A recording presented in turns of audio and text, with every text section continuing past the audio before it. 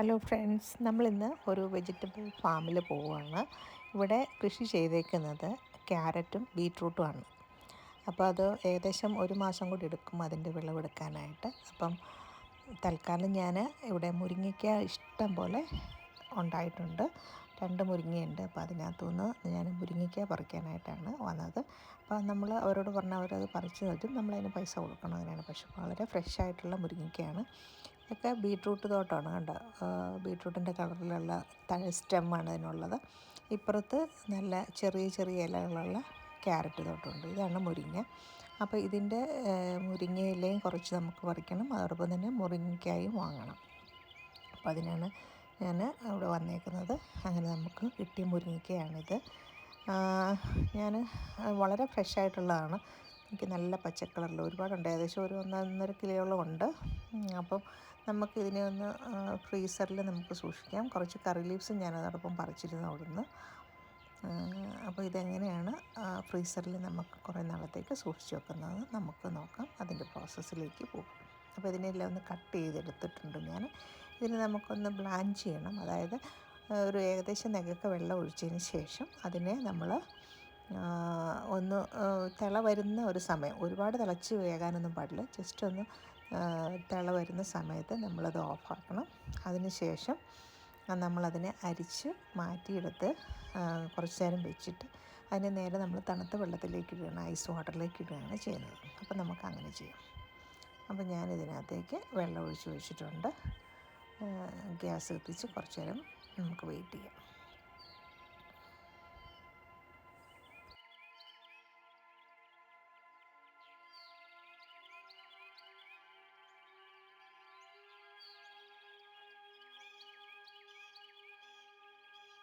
Just ഒന്ന് തിളയ്ക്കുന്ന ഒരു ഇതായി നമുക്കിപ്പോൾ തീ ഓഫ് ചെയ്യാം. ഇനി നമ്മൾ ഐസ് വാട്ടറിലേക്ക് ഇതെടുത്ത് ഇടാം. ഇപ്പോൾ ബേസിനിൽ വാട്ടർ വെച്ചിട്ടുണ്ട്. അതിനകത്തേക്ക് ഐസ് ഇടാം. എന്നിട്ട് ഇതിനകത്തേക്ക് ഇട്ട് കഴിയുമ്പോഴത്തേക്കും അതെല്ലാം തണുക്കും. അപ്പോൾ എന്നിട്ട് നമുക്ക് അത് കോരിയെടുത്ത് നമുക്ക് ഉണക്കി, അതായത് അതിൻ്റെ വെള്ളമൊക്കെ തുടച്ച് നമുക്ക് പാക്കറ്റിലാക്കി വെക്കാം. എല്ലാം ഐസ് വാട്ടറിനകത്ത് ഇട്ടു. ഇതൊന്ന് തണുത്ത് കഴിയുമ്പോൾ നമുക്കിനി എടുത്ത് കോരിയെടുത്ത് അലക്കി വെച്ച് നമുക്കിതിനെ ഒന്ന് തുടച്ചെടുത്ത് ഫ്രീസറിൽ വെക്കണം, പാക്കറ്റിലാക്കി. നമ്മുടെ മുരിങ്ങയ്ക്കയെല്ലാം തണുത്ത വെള്ളത്തിൽ നിന്നെടുത്ത് ഒരു വാലാനായിട്ടൊരു കൊട്ടയ്ക്കകത്തെടുത്ത് വെച്ചിട്ടുണ്ട്. ഇത് വാൽന്ന് കഴിയുമ്പോഴത്തേക്കും നമുക്ക് തുടച്ചെടുത്ത് വെക്കാം. ഫ്രണ്ട്സ്, നമുക്ക് ഇത്രയും മുരിങ്ങയ്ക്കയുണ്ട്. ഏകദേശം 1.5 കിലോളം മുരിങ്ങയ്ക്കയുണ്ട് ഇത്. അപ്പോൾ നമുക്കിതിനെ ഇനി റബ്ബറിട്ട് എയർ ടൈറ്റായിട്ട് എടുത്ത് നമുക്ക് ഫ്രീസറിൽ വെക്കാം. അങ്ങനെ നമ്മുടെ മുരിങ്ങയ്ക്കയെല്ലാം ഫ്രീസറിൽ പോകാനായിട്ട് റെഡി ആയിട്ടുണ്ട്. പിന്നെ ഇത് ഫ്രീസറിൽ വെക്കാം. നമ്മൾ ഫ്രീസറിൽ വെച്ചു. പയറൊക്കെ വെച്ച് ഇവിടെ ഇരിപ്പുണ്ട്. അതേ പ്രോസസ്സിലൂടെ തന്നെ നമ്മൾ മുരിങ്ങയ്ക്കായും വെച്ചേക്കുന്നത്. അത് അവിടെ ഇരുന്നുള്ളൂ. ആവശ്യാനുസരണം നമുക്ക് എടുത്താലും മതിയാവും. ഞാനിതുപോലെ കട്ട് ചെയ്ത് ഇത് സൂക്ഷിച്ചിട്ടുണ്ട്. വെജിറ്റബിൾസ്, സാമ്പാറിന് ഓയിലൊക്കെ ഫ്രഷായിട്ട് തന്നെ വെച്ചേക്കുന്നത്. പിന്നെ ഇത് നമ്മുടെ നീണ്ട പയറാണ് വെച്ചേക്കുന്നത്. ഫ്രണ്ട്സ്, നമുക്ക് ഇന്ന് നീണ്ട പയർ എങ്ങനെയാണ് ഫ്രിഡ്ജിൽ ഒരാഴ്ചക്കകത്തേക്ക് സൂക്ഷിച്ച് വെക്കുന്നത് നോക്കാം. 1-2 ആഴ്ച ഇരിക്കും. ഇതിപ്പോൾ ഒരാഴ്ചയാണെന്നാണ് എങ്ങനെയാണ് ഉണ്ടാക്കുന്നത് നോക്കാം. അതിൻ്റെ പ്രോസസ്സിലേക്ക് എങ്ങനെയാണ് സിപ്പിലോട്ട് കറിയിട്ട് വെച്ച പയർ ഇതാണ്. ഇനി ഇതെടുത്ത ആവശ്യാനുസരണം നമുക്ക് കറി വെക്കാം. ഇപ്പോൾ ഒരാഴ്ച കഴിഞ്ഞ പയറാണ്. അപ്പം ഇങ്ങനെയാണ് നമ്മളിത് ഉണ്ടാക്കി സൂക്ഷിച്ച് പ്രിസർവ് ചെയ്ത് വെക്കുന്നത്. ഫ്രണ്ട്സ്, നമ്മളിന്ന് കുറച്ച്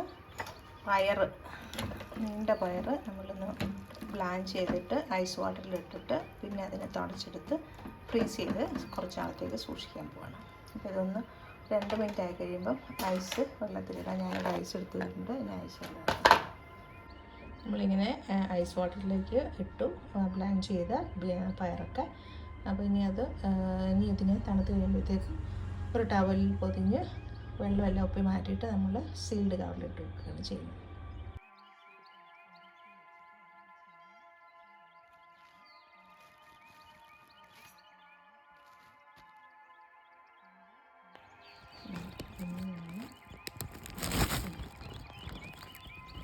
സിപ്പിലോട്ട് കവറിലിട്ട് വെച്ച പയർ ഇതാണ്. ഇനി ഇതെടുത്ത ആവശ്യാനുസരണം നമുക്ക് കറി വെക്കാം. ഇപ്പോൾ ഒരാഴ്ച കഴിഞ്ഞ പയറാണ്.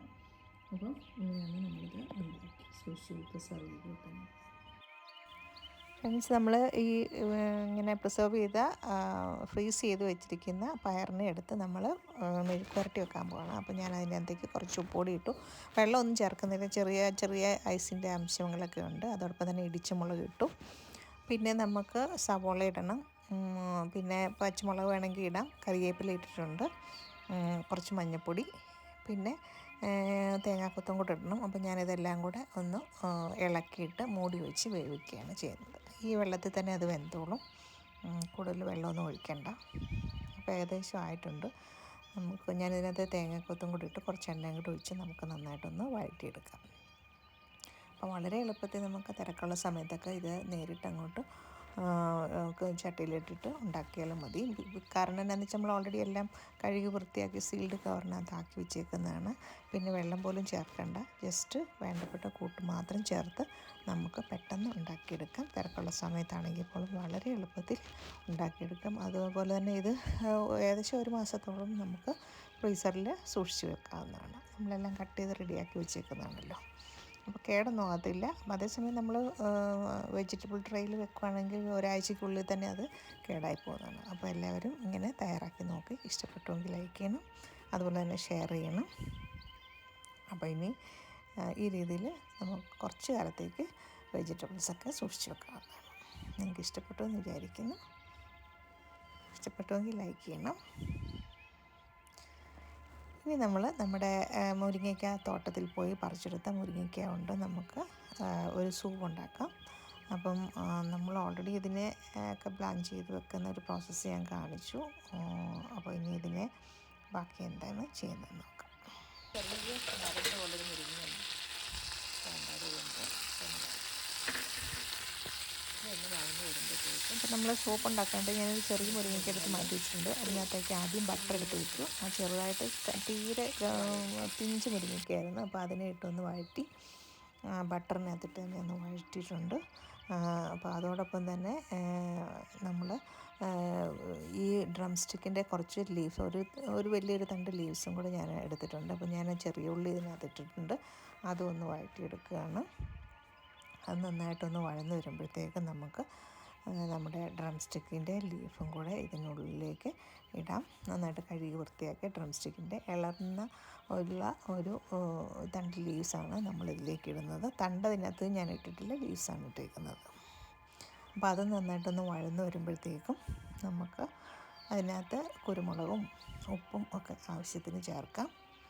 അതിന് ശേഷം നമുക്ക് കുറച്ച് വെള്ളം ഒഴിച്ച് നമുക്ക് അതിനെ ഒന്ന് വേവിക്കാൻ വെക്കാം. ഏകദേശം ഇത് വഴന്ന് റെഡി ആയിട്ടുണ്ട്. ബട്ടർ കിടന്ന്, അപ്പോൾ ആ ബട്ടറിൻ്റെ ഒരു സ്മെല്ലൊക്കെ വരുമ്പോൾ ഭയങ്കര നല്ലൊരു ആരോമയാണ് നമ്മുടെ കിച്ചണിൽ. അപ്പോൾ ഇത് അതിനകത്ത് തന്നെ കിടന്ന് നന്നായിട്ട് വഴന്ന് വന്നിട്ടുണ്ട്. ഞാനിപ്പോൾ കുരുമുളക് പൊടി ഏകദേശം ഒരു സ്പൂണോളം ഇട്ടിട്ടുണ്ട്, ഒരു ചെറിയ ടീസ്പൂണോളം ഇട്ടിട്ടുണ്ട്. അതോടൊപ്പം ആവശ്യത്തിന് ഉപ്പ് ഇടും.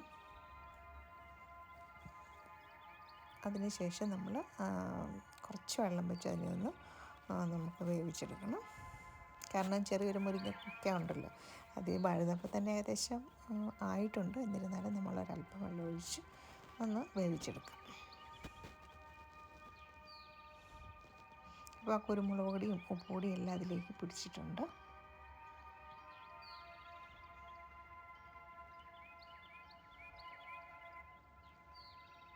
വെള്ളം ഒഴിച്ച് നമ്മളൊന്ന് ഇളക്കി ഒരല്പം നേരം നമ്മളത് മൂടി വെക്കാം. ഇനി ഇതിലേക്ക് നമ്മൾ കോൺഫ്ലവർ ഒരു ടീസ്പൂൺ എടുത്ത് ഒന്ന് കുറച്ച് വെള്ളത്തിൽ കലക്കി അതും കൂടി ഒന്ന് ഒഴിക്കാം. അപ്പോൾ നമുക്കൊരു മിൽക്കി ടെക്സ്ചർ വരും. അപ്പോൾ അതിലൂടെ നമുക്ക് സൂപ്പിനൊരു കൊഴുപ്പൊക്കെ കൂടെ ഉണ്ടാവുന്നതാണ്.